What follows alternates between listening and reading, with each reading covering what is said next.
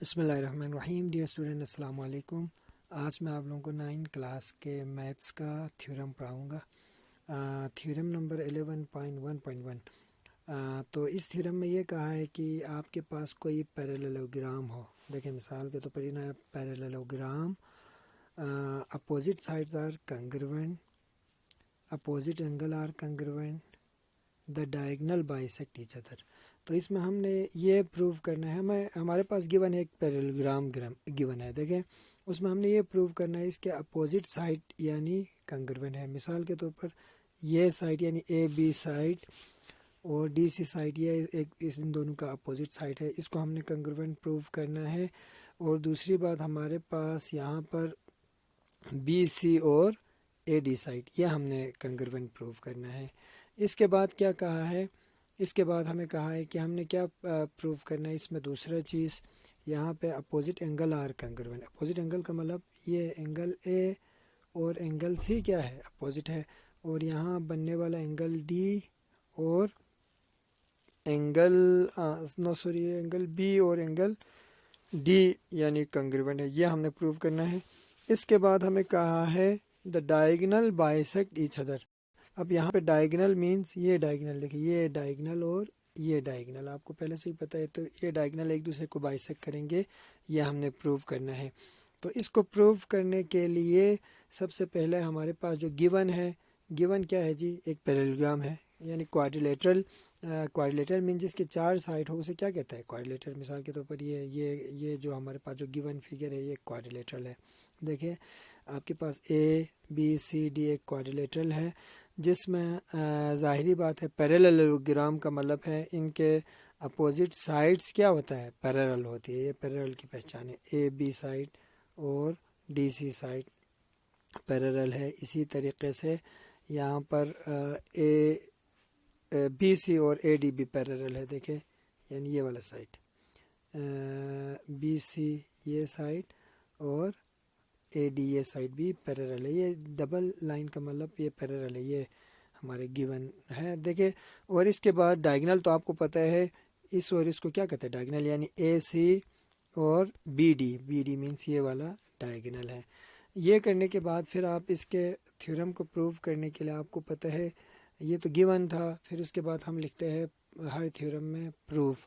हमने प्रूव क्या करना है, हमने क्योंकि पहला में यही कहा है यानी ए बी इनके अपोजिट साइड यानी ए बी साइड और डी सी साइड और ए डी साइड और बी सी साइड, ये इनके अपोजिट साइड है, इसको हमने यानी कंग्रुएंट प्रूव करना है। इसी तरह एंगल, जब एंगल की बात करें तो ये बीच वाले एंगल होते हैं। देखिए ये सिंबल एंगल की पहचान, यूँ ये वाला एंगल की पहचान होती है। जब भी आप कोई एंगल लिखते हैं, मिसाल के तौर पर ए डी सी का मतलब ये बीच वाला एंगल कंसिडर होती है, बीच, क्योंकि एंगल हमेशा रे के यानी देखिए रे के बीच में बनती है, तो ये बीच वाला एंगल कंसिडर होती है। यानी इधर बताया हुआ है क्या, ए डी सी एंगल और A B C angle congruent है, और बी ए डी एंगल और बी सी डी एंगल क्या है जी, कंग्रुएंट है। अगर हम इस फिगर के यानी इस थ्योरम में देखें, यानी ए डी सी का मतलब है ये वाला ए डी सी, ये वाला एंगल यानी डी, बीच में बनने वाला ए डी सी एंगल, और ए बी सी का मतलब है ए बी सी का मतलब ये वाला एंगल कंग्रुएंट। इसी तरह बाकी दूसरा एंगल यानी हमने कंग्रुएंट प्रूव करना है। फिर इसी तरीके से यानी बाइसेक्ट का मतलब है, इसमें कहा है देखिए यानी डायगोनल बाइसेक्ट करेंगे। डायगोनल बाइसेक्ट करने का मतलब ये है, देखिए आप डायगोनल हमने अभी इधर बता दिया, अगर इसका डायगोनल हो, देखिए इस थ्योरम में ये इसका डायगोनल हो, ये इसका डायगोनल हो, तो ये कहाँ पे मिल रहा है, पॉइंट ओ पर मिल रहा है। तो हम ये कह सकते हैं ओ से लेकर ए तक, ओ से लेकर सी तक इक्वल होगा। बाइसेक्ट का मतलब अगर यहाँ से लेकर यहाँ तक 10 हो और यहाँ से लेकर यहाँ तक फर्ज करें 5 हो, तो क्या होगा, यानी ये बाइसेक्ट का मतलब है अगर यहाँ से लेकर यहाँ तक 10 सेंटीमीटर हो, तो बाइसेक्ट का मतलब यहाँ से लेकर ये ओ से लेकर ए तक कितना रहेंगे, 5, और इसी तरह ओ से लेकर सी तक क्या रहेंगे, 5। इसी तरह अगर आपका है बी से लेकर डी तक, ये वाला डायगोनल अगर 6 हो, तो बाइसेक्ट का मतलब है ओ से लेकर डी तक 3, ओ से लेकर बी तक 3, यानी 6 का हाफ हो गया। तो हमने ये प्रूव करना है। तो उसके लिए आप देखें, फिर हम थ्योरम को प्रूव करने के लिए आपको पता है अक्सर थ्योरम में हम कंस्ट्रक्शन भी करते हैं। कंस्ट्रक्शन यानी जो गिवन से हट के आपने कुछ करना है। तो आपने जो फिगर आपके पास अभी हमने जो देखा था हमारे थ्योरम में गिवन है, इस फिगर में हमने इनको एंगल लेबल किया, यानी 1 2 3 4 5 6 एंगल हमने नाम दिया। मिसाल के तौर पर इसका अगर आप देखें, ये वाला देखें, इसमें इस एंगल को आपने 1 का नाम दिया है, और इसी तरीके से इसको 1 का नाम दिया, इस एंगल को 2 का नाम दिया। इसी तरह ये नीचे जो बन रहा है इधर जो एंगल है, यानी इसको 3 4 और 5, इधर इस तरीके से आपने एंगल का नाम दिया 5 6, यानी आपने एंगल का नाम दिया। नाम देने के बाद आप जहन में रखें कि इसको हम किस तरीके से सॉल्व करेंगे। तो उसके लिए आप यानी हमेशा हर थ्योरम में लिखना है प्रूफ। यहाँ पर आपने लिखना है 2 कॉलम बनाना है आपने। एक में लिखना हर थ्योरम में स्टेटमेंट्स, और ये इस स्टेटमेंट का रीज़न। मिसाल के तौर पर यहाँ आपने जो स्टेटमेंट दिया उसका आपके पास क्या रीज़न है। मिसाल के तौर पर मैं कहता हूँ यानी अगर मैं कहता हूँ कल इतवार है, ये मेरा स्टेटमेंट है, तो इसके रीज़न क्या होने चाहिए, तो मैं आगे दूंगा क्योंकि आज क्या है, हफ्ता है, तो आज हफ्ता है तो कल क्या है, इतवार है। यानी मैंने जो स्टेटमेंट दी उसका रीज़न मैं आगे दूंगा। ये थ्योरम का लॉजिक है। क्योंकि आप जहन में रखें हर थ्योरम में जब भी आप कोई थ्योरम प्रूव करते हैं तो आप उमूमन क्रॉसपॉन्डिंग लेते हैं। देखिए अभी आप ए बी डी वाला ट्राइंगल और सी डी बी वाला ट्राइंगल में आप क्या ले रहे हैं, क्रॉसपॉन्डिंग। और हमेशा जहन में रखें जब भी आप क्रॉसपॉन्डिंग लेते हैं तो उस वक्त आप जहन में रखें कि आप किसी भी ट्राइंगल के 6 चीज़ों में से 3 चीज़ों को इक्वल आपने प्रूव करना। अगर वो इक्वल प्रूव हो तो क्या होगा जी, वो ट्राइंगल क्या होगा, कंग्रुएंट होगा। मिसाल यहाँ पे हम किस और किस के दरमियान क्रॉसपॉन्डिंग ले रहे हैं, ए बी डी और ए सी डी बी वाला ट्राइंगल। अब ये ए बी डी और सी डी बी वाला ट्राइंगल कहाँ से आ रहे हैं, देखिए ए बी डी का मतलब ये वाला ट्राइंगल। देखिए आप इस फिगर से आपको पता चलेंगे सारी चीज़ें। ए बी डी का मतलब यहाँ देखिए ए बी डी ये वाला ट्राइंगल, ये वाला ट्राइंगल ए बी डी जो कि इस फिगर में बना हुआ है, इसका आप क्रॉसपॉन्डिंग ले रहे हैं किसके साथ, सी डी बी का मतलब ये वाला ट्राइंगल। तो आपने ये आपके फिगर में जो ट्राइंगल बना हुआ था क्रॉसपॉन्डिंग लेके मैंने अभी आपको बता दिया क्या करना है हमने, यानी इसके 3 चीज़ों को बराबर करना है। अब वो 3 चीज़ें कहाँ से बराबर होगा, या तो गिवन होगा, या यानी कंस्ट्रक्शन में आपने किया होगा, या आप कोई प्रीवियस नॉलेज आपको ऑलरेडी पता है। तो आप इन फिगर्स में देख रहे, जो आप उस फिगर में भी देखे, इसमें कह रहे कि इसका एंगल 4, यानी इस ट्राइंगल का एंगल 4, और यानी सी डी बी वाला ट्राइंगल का एंगल 1 बराबर है। ये क्या है जी, अल्टरनेट एंगल, जो कि आपने 9 क्लास नहीं बल्कि आपने पढ़ा था 8 क्लास में। अल्टरनेट एंगल कोई एंगल यानी एक ऊपर एक किसी लाइन के नीचे बने उसको क्या कहते हैं, अल्टरनेट एंगल। आप इस फिगर में देखें तो आपको पता चलेंगे कि आप बैकवर्ड यानी बैक जाए, फिर वो इस फिगर पे ज़रा गौर करें। ये अल्टरनेट एंगल कैसे हुआ, आपने कहा 1 और क्या कहा था, 1 और 4। देखिए ये 1 ये वाला एंगल, इसका एंगल 1 और इसका एंगल 4 अल्टरनेट है, क्योंकि ये 1 किसी पैरेलल लाइन के एक ऊपर बने एक नीचे बन जाए उसको क्या कहते हैं, अल्टरनेट एंगल। ये एंगल 1 और एंगल 4 क्या है, अल्टरनेट एंगल है। इस वजह से बराबर होता है, क्योंकि अल्टरनेट एंगल हमेशा आपको पता है बराबर है। ये आपने 8 में भी किया है। फिर इसी तरीके से यहाँ पर कहा है इस ट्राइंगल का बी डी और उस ट्राइंगल का बी डी क्या है, बराबर है, क्योंकि ये दोनों में मुश्तरक है। मिसाल के तौर पर मेरे पास यानी एक 2 रूम है। अगर एक रूम ये हो, देखिए यहाँ से लेकर एक रूम की अगर मैं बात करूँ, यानी 2 रूम है, तो इसका बीच वाला दीवार दोनों में क्या होगा, कॉमन होगा। तो यही चीज़ यहाँ पे भी हुआ है। ये बी डी उस ट्राइंगल का भी है, इस ट्राइंगल का भी है, दोनों में मुश्तरक है, तो ये कॉमन हुआ। इसी तरह एंगल 2 और 3, जिस तरह 4 और 1 हुआ था, इधर 2 और 3 भी क्या है, बराबर है। ये दोनों भी अल्टरनेट है, एक ऊपर एक नीचे बन रहे। तो अब मैंने आपको कहा था कि जब भी हम क्रॉसपॉन्डिंग लेके कितने चीज़ों को बराबर करते हैं, 3 चीज़ों को बराबर करते हैं। तो यहाँ पर हमने इसके 3 चीज़ें बराबर की। तब जहन में रखे जब भी आप किसी भी ट्राइंगल का क्रॉसपॉन्डिंग लेके 3 चीज़ें बराबर हो तो वो ट्राइंगल दोनों क्या हो जाता है, यानी कंग्रुएंट हो जाती है, जो कि यहाँ पे हुआ है। देयरफॉर ये 3 टिक का मतलब है, देयरफॉर ऊपर हमने जो ट्राइंगल का क्रॉसपोंडिंग लिया था वही दोनों अभी क्या हुआ, कंग्रुवेंट, यानी ए बी डी ऊपर जो ट्राइंगल वो कंग्रुवेंट हुआ है सी डी बी का। तो इसका हमने क्या रीज़न दिया आगे, एंगल साइड एंगल, क्योंकि ये एंगल देखे और ये साइड ऊपर डैश का मतलब है ये साइड और ये एंगल पास्टुलेट, यानी इस ट्राइंगल का उस ट्राइंगल का एंगल साइड एंगल, यानी तीन चीज़ें बराबर हुआ तो ये बराबर हो गया। जहन में रखिए अगर कोई दो ट्राइंगल बराबर हो तो उसके क्रॉसपोंडिंग साइड्स या क्रॉसपोंडिंग एंगल भी बराबर होते हैं। तो हम कह सकते हैं पहले तो हमने इन दोनों ट्राइंगल को इक्वल साबित किया, फिर हम इसके बाद कह सकते हैं इन इक्वल यानी कंग्रुवेंट ट्राइंगल का ए बी और इसका डी सी बराबर है, इसी तरह इसका ए डी और बी सी साइड क्या है, बराबर है। इसका रीज़न क्या दिया, क्रॉसपोंडिंग साइड्स ऑफ कंग्रुवेंट ट्राइंगल्स, तो इसके क्रॉसपोंडिंग साइड्स तो बराबर हुआ, जो कि हमारा पहला यानी थ्योरम का, इस थ्योरम का यानी पहला पोर्शन हमने प्रूव किया। करने के बाद आप कहे कि अब इसके साइड्स बराबर है तो कोई भी क्रॉसपोंडिंग एंगल भी बराबर होगा। अब एंगल ए और एंगल सी भी क्या है, बराबर है। इसका रीज़न क्या दिया है, उसमें आपने साइड्स कहा था, इसमें क्रॉसपोंडिंग एंगल्स ऑफ कंग्रुवेंट ट्राइंगल, ये आपने साबित किया।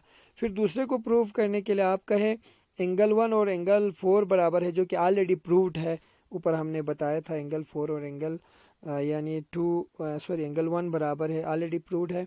अच्छा, एंगल 2 और एंगल 3 भी बराबर है, ये भी हमने यहाँ पे प्रूव किया था, इसलिए हमने प्रूव लिखा इसके रीज़न में। ए बी करके रखे क्योंकि ये बाद में भी काम आएंगे, तो आप उधर इसका मेंशन करेंगे, इसलिए आप जहन में रखें।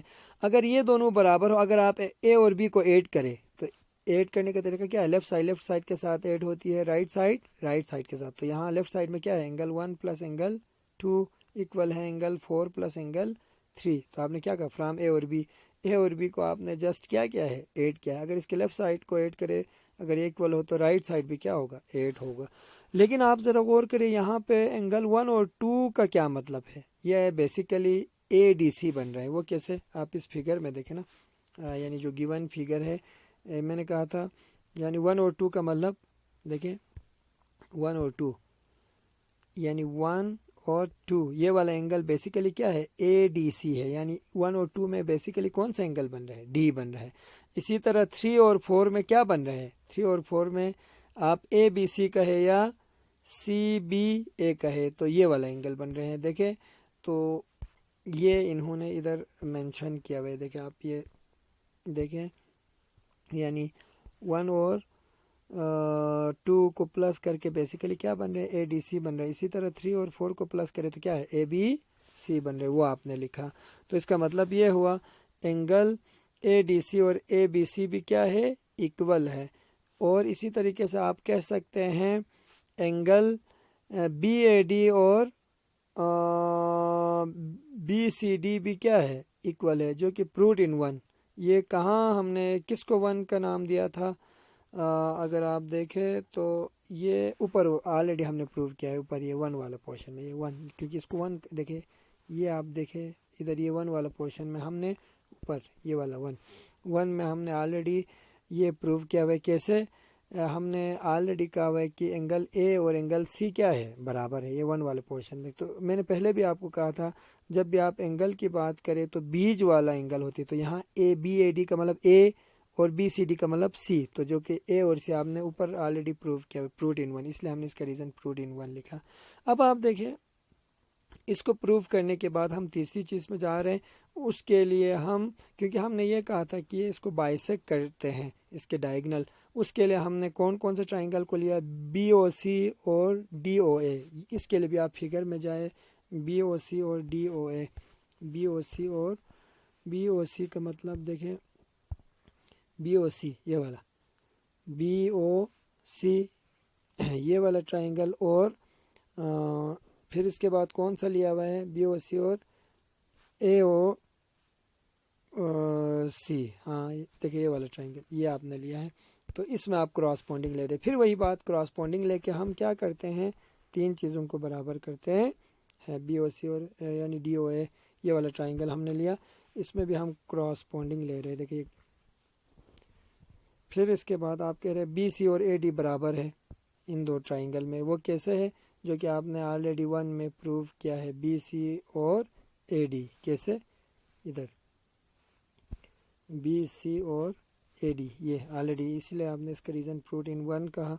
एंगल 5 और 6 बराबर है, ये वर्टिकल एंगल है। वर्टिकल एंगल हमेशा ध्यान में रखिए, जब आपके पास कोई लाइन सेगमेंट हो या लाइन हो तो इधर या इधर बनने वाला एंगल, ऊपर या नीचे वाला बनने वाला एंगल को वर्टिकल एंगल कहते हैं। तो ये इन लाइन के बीच में बन रहे, तो ये वर्टिकल एंगल है।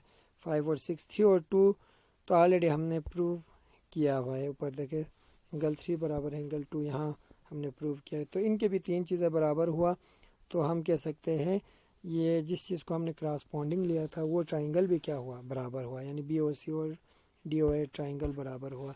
तो इसके भी रीज़न क्या है जी, यानी दो एंगल देखे, एंगल एंगल साइड, यानी इसी तरह एंगल एंगल और साइड पोस्टुलेट्स, ये बराबर हुआ।